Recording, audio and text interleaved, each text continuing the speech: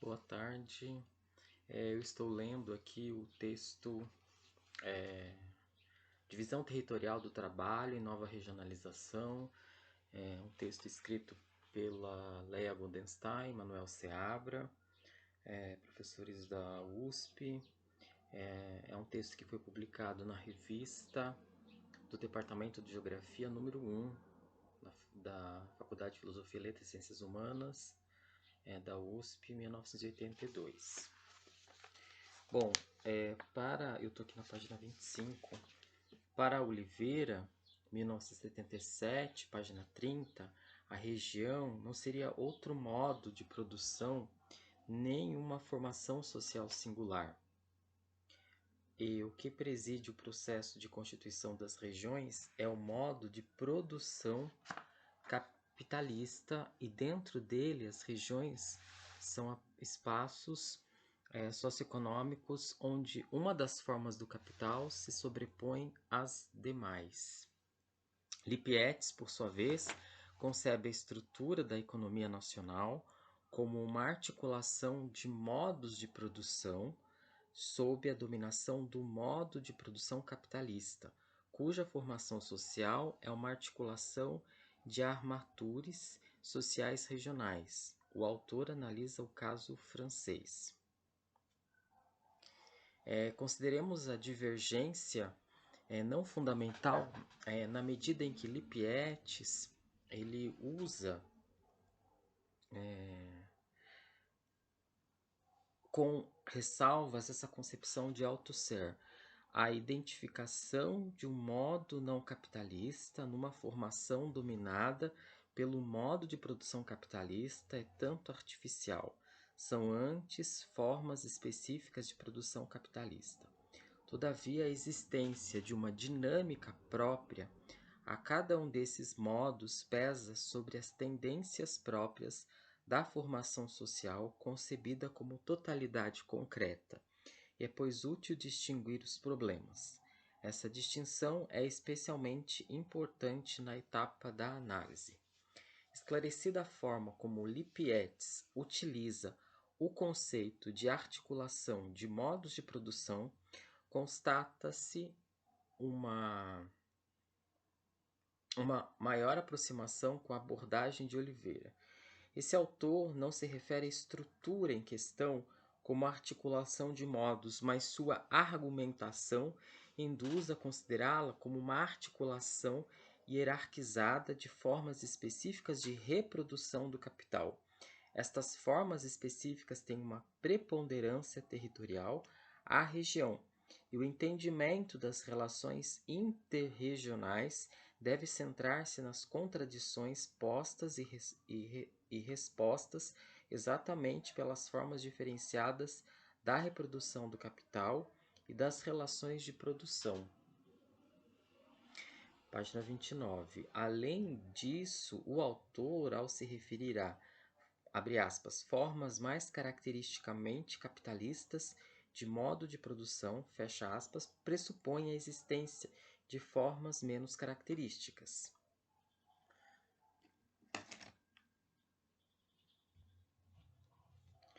Outra aparente divergência a que interessaria também de perto aos geógrafos, e em particular ao entendimento da estrutura espacial da realidade socioeconômica brasileira, diz respeito ao impacto da penetração do capitalismo monopolista com sua estreita associação ao Estado nas regiões econômico-políticas, processo aqui, de certo modo, os dois autores denominam de integração.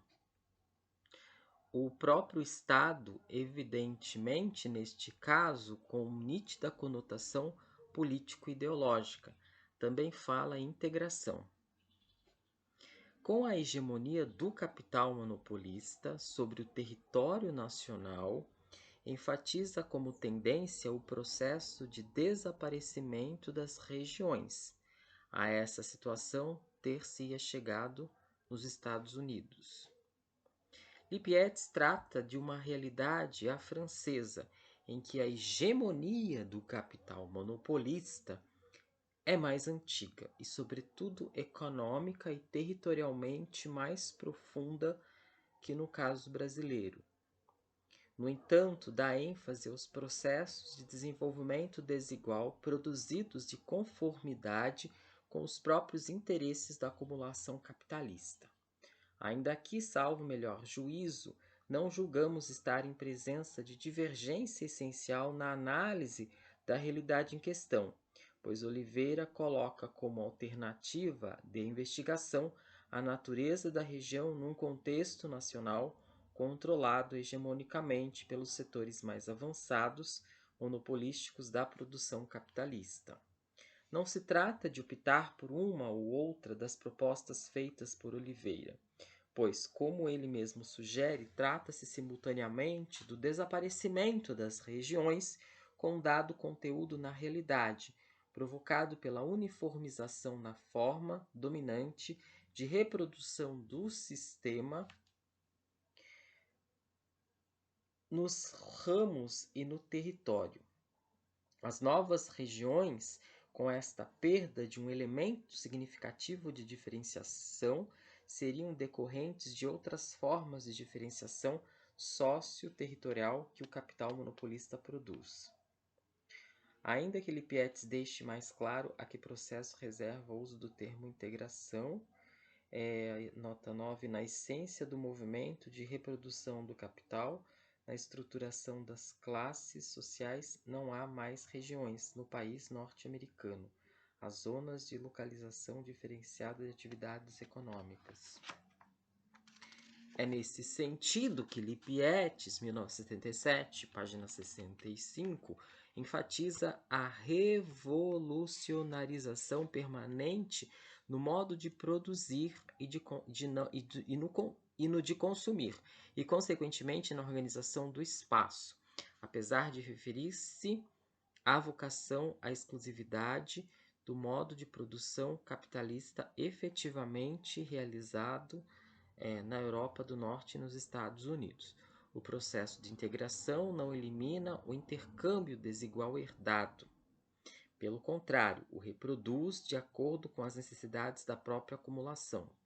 Lipietes, 1975, páginas 59 e seguintes. Pois a existência de periferia no nível nacional e internacional é condição da possibilidade concreta de um alargamento da reprodução capitalista. Ambos, ao estudarem a distribuição territorial do trabalho e ao se colocarem a problemática das relações interregionais e a existência da região, referem-se aos estudos de geógrafos. Acreditamos que cabe, a partir de suas próprias referências, comentar as aproximações e divergências que existem com relação a esse tema polêmico e de significado fundamental dentro da geografia, sendo, como anteriormente dissemos, a pretensão de considerá-lo em todos os seus aspectos. Para Oliveira, por exemplo, 75, o conceito de região econômica e política que esposa se choca com o conceito geográfico de região que se basearia em características físicas, mais que os recentes avanços no sentido de conferir um caráter dinâmico à ciência geográfica, em geral contribuem para aproximar a abordagem da moderna geografia da esposada por este trabalho. Lipietes, de forma mais explícita, considera a abordagem da região através da crítica feita por Yves Lacoste, concepção clássica da geografia francesa, destacando o papel de Pierre Georges na revisão das concepções geográficas dominantes nesse país.